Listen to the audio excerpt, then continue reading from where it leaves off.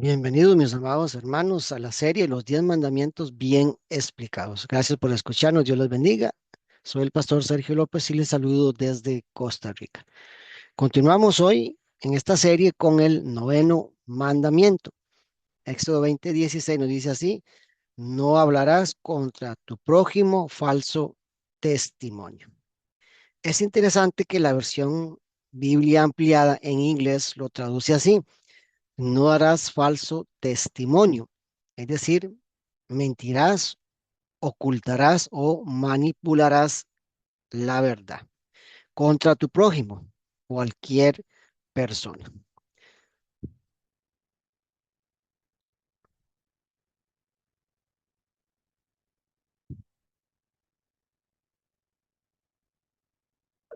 Voy a empezar de nuevo otra vez.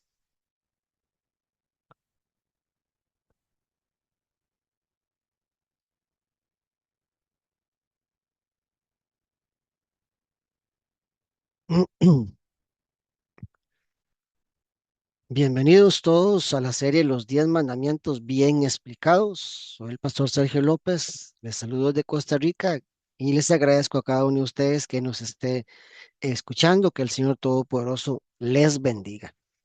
Continuamos hoy con el noveno mandamiento. Vamos a ubicarnos en el libro de Éxodo, en capítulo 20 y el verso 16, que nos dice así: no hablarás contra tu prójimo falso testimonio. Estuve leyendo una versión que es la Biblia ampliada en inglés y lo traduce de esta manera: no darás falso testimonio contra tu prójimo. Y añade, es decir, que no mentirás, no ocultarás o no manipular la verdad. Otras versiones en español mencionan no decir nada en perjuicio del prójimo, en perjuicio del vecino o de cualquier persona. También se habla en otras versiones en español de no ser un testigo falso en un juicio. El contexto nos puede ayudar a comprender mejor el significado de esta prohibición en este noveno mandamiento. Aquí hay dos palabras que nos sirven como base de estudio para esta enseñanza bíblica. Una es testigo y la otra es testimonio. Estamos hablando de quien ofrece pruebas para confirmar algún hecho, algún acontecimiento o alguna proeza o algún pacto. Las pruebas constituyen sus testimonios y estas pueden ser concretas u orales. Por ejemplo, las 7 corderas que recibió Abimelech de mano de Abraham sirvieron como testimonio de que este último había eh, hecho el pozo en Berseba. Eso lo podemos encontrar en el libro de Génesis, en el capítulo número 8, Génesis 21, más bien, Génesis 21:30. Abraham le respondió: quiero que recibas estas 7 ovejitas de mi propia mano.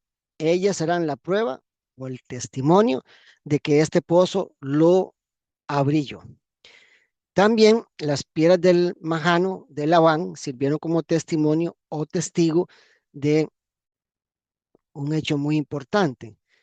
Génesis 31:52 así lo describe: servirá de señal para recordarnos nuestro pacto. Ni tú ni yo cruzaremos este límite para hacernos daño. Además, el altar de Josué nos sirve como referencia para entender cómo funcionaban los testimonios y los testigos, de acuerdo a la ley de Moisés.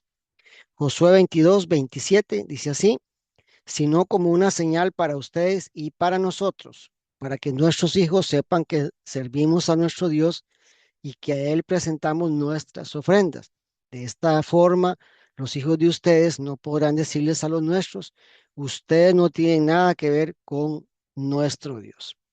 Aquí estamos hablando de pactos concertados entre personas, teniendo a Dios como testigo, de manera que este era un asunto bastante serio. Por otro lado, el decálogo o 10 palabras, que son la tabla de la ley de los 10 mandamientos, son también un testimonio de lo ordenado por Dios a Israel en un momento determinado. Éxodo 31:18. En la montaña del Sinaí, Dios le entregó a Moisés las leyes que el pueblo debía obedecer. Dios mismo escribió esas leyes en dos tablas de piedra. Entonces estamos hablando aquí de algo más que dos tablas de la ley. Era un asunto que mostraba el carácter y la naturaleza de Dios y cómo Él esperaba que su pueblo se pudiera relacionar con Él y también entre sí mismos, entre el pueblo. Por lo que entendemos que la desobediencia de Israel nunca fue un desconocimiento abierto, sino más bien una rebeldía. Además, el tabernáculo era testigo de pactos de Dios con su pueblo. Así lo dice en Números 17:7. Entonces Moisés colocó las varas en la presencia del Señor en el tabernáculo del pacto. Por eso también en la Biblia se le llama el tabernáculo del testimonio. Así que noten, mis amados hermanos, lo amplio que puede ser este término de testigo y el de testimonio, a fin de comprender mejor por qué Dios prohibió dar un falso testimonio contra alguien. A nivel legal y forense, el testimonio más común es el que se produce de manera oral. Según la ley de Moisés, para condenar a una persona acusada de un crimen específico, era preciso tener las declaraciones acordes de dos o más testigos. Así nos lo explica Números 35:30. Deberá ser castigado con la muerte quien mate a otro y sea acusado por dos o más testigos. Si lo acusa solo un testigo, no deben castigarlo con la muerte. Entonces la ley era clara. No se podía condenar a muerte a quien acabó con la vida de otra persona y solo existe un testigo en su contra. Eso tiene sentido porque el fallecido no podía testificar. Entonces estamos hablando de un testimonio parcial de solamente un testigo. Pero este mismo principio también lo encontramos en el Nuevo Testamento. Por ejemplo, en San Juan 8:17. La ley de ustedes dice que para probar que algo es verdad son necesarios dos testigos. Aquí Jesús le recuerda a los judíos la ley de Moisés con respecto al testimonio y los testigos, porque ellos dudaban del testimonio de Jesús como el Hijo de Dios. Además, el apóstol Pablo menciona en su carta a su hijo en la fe, Timoteo, su primera carta, en el capítulo 5, verso 19, y lo dice de esta manera. Cuando alguien acuse a un líder, pídele que presente a dos o tres testigos. Si no lo hace, no le prestes atención. En este caso particular, cuando había alguna acusación contra algún anciano en la iglesia, era necesario presentar dos o tres testigos. En caso contrario, se desestimaba la causa. Noten, amados hermanos, la importancia de entender el debido proceso, aunque estuve mencionando casos diferentes, pero el principio es el mismo que nosotros podemos aplicar. Volviendo al pasaje de Deuteronomio 17, versos 6 y 7, aquí se dan instrucciones claras sobre cómo proceder con casos específicos. Dice así, ahora bien, un solo testigo no basta para condenar a muerte a una persona. Solo podrán condenar a muerte a alguien si hay dos o tres testigos de la falta cometida. Si la persona es culpable, los primeros en arrojarle piedras serán los testigos. Luego la apedreará todo el pueblo. Así lograrán que no haya maldad entre ustedes.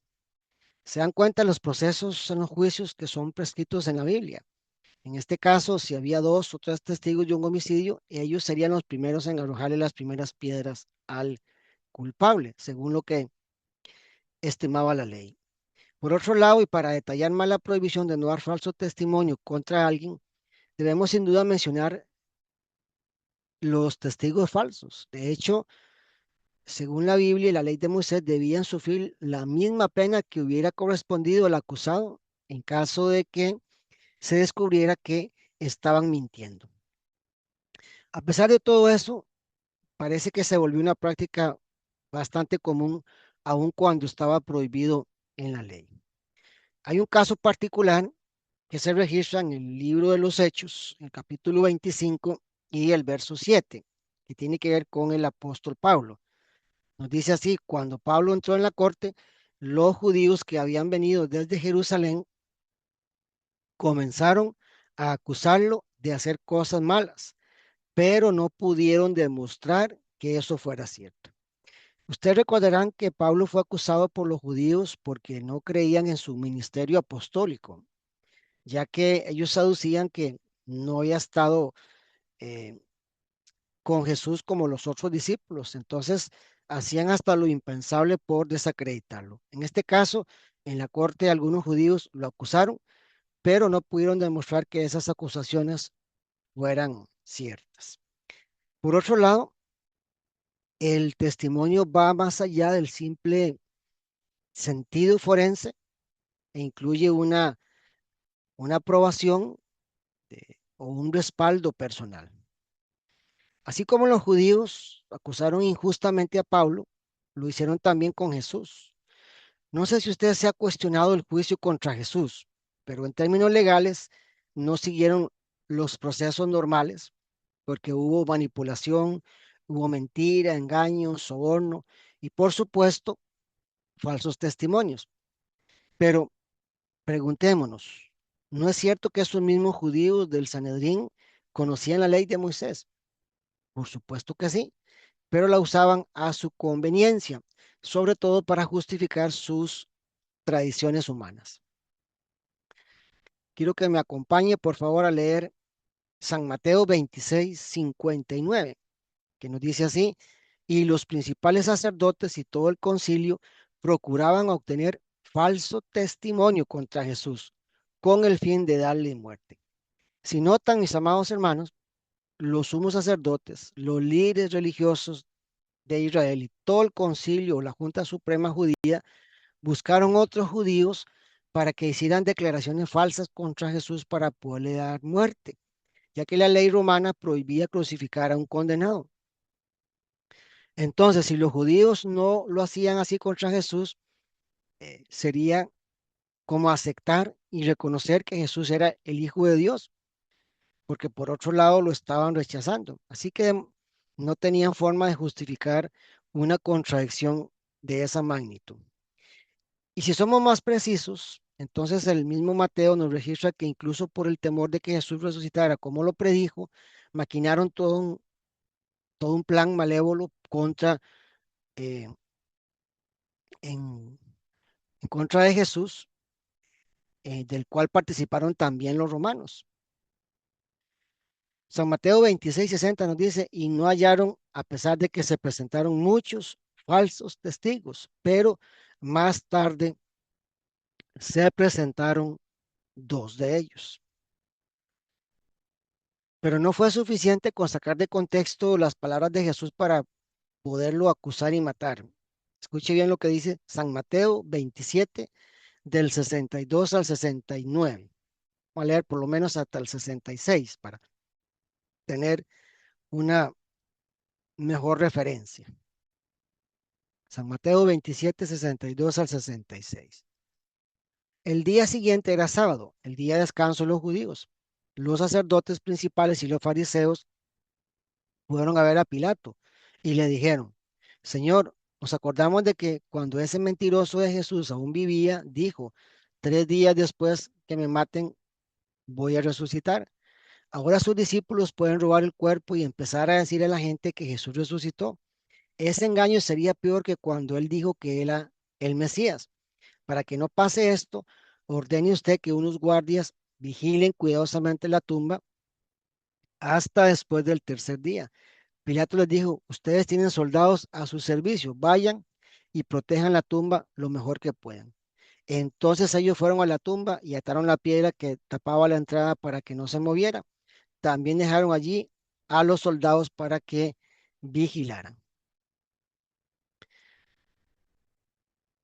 San Mateo 28, del 11 al 15, también es una cita obligatoria en este tema de los falsos testimonios y todo el complot que hicieron contra Jesús. Dice así, San Mateo 28, el 11 al 15. Las mujeres fueron a buscar a los discípulos. Mientras tanto, algunos de los soldados que cuidaban la tumba regresaron a la ciudad. Allí les contaron a los sacerdotes principales todo lo que había pasado. Entonces los sacerdotes y los líderes del país decidieron pagarles mucho dinero a los soldados para que no dijeran lo que en verdad había sucedido. Les dijeron, vayan y digan a la gente que los discípulos de Jesús vinieron por la noche, cuando ustedes estaban dormidos y que se robaron el cuerpo de Jesús. Si el gobernador llega a saber esto, nosotros hablaremos con él y a ustedes no se les culpará de nada. Los soldados aceptaron el dinero y le contaron a la gente lo que los sacerdotes principales les habían indicado. Esta misma mentira es la que se sigue contando entre los judíos hasta el momento de escribir esta historia. Entonces, no les bastó con presentar testigos falsos. También sobornaron a los soldados romanos para dar un falso testimonio, una mentira contra la resurrección de Jesús. De manera que todo el proceso, como dicen los abogados, estuvo viciado. A pesar de todo eso, las profecías bíblicas se cumplieron y Jesús resucitó. Y por cierto, hablando de los testigos en el Nuevo Testamento, el otro enfoque del que nos habla el, el libro de los Hechos es acerca de la palabra testigo, que en griego significa mártir, es decir, alguien que muere por la causa de Cristo. Y podemos mencionar, por supuesto, el caso de el evangelista Esteban en el libro de los Hechos, en el capítulo 7, cuya muerte representa el testimonio del cristianismo.